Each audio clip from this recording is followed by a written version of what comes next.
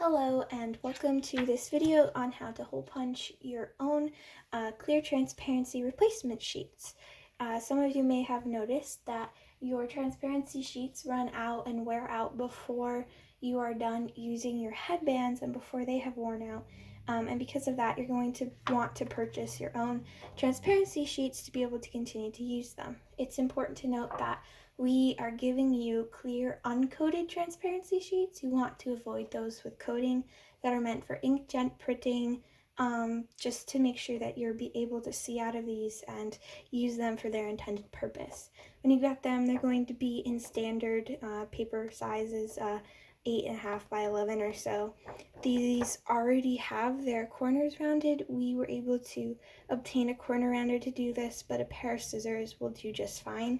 These will be on the bottom edges of one of the horizontal sides. To be able to use it and apply this onto your headband, you're going to need to put in hole punches across the top. We use a standard 3-ring binder hole puncher, which you would typically use for that. But something important to note is that we are not placing these holes in the standard places that you would be putting in a piece of paper for such like a 3-ring binder or something. So it's important that you have some kind of way like this to be able to stick your paper out farther than the actual hole punch. So you might want to make sure you have a hole puncher that can do that. Something else that is handy is this little slider. So this moves in and has a little catcher at the end to be able to push your paper up against it and use this ruler to your advantage to be able to create offsets, which is important for this as we're going to be creating an offset. The holes are going to be 1 inch apart in each round. We do 2 punches. It's important that we have a 1/2 inch offset. So on our hole puncher, they're going to be closer to the edge of the transparency than you typically would be with a piece of paper.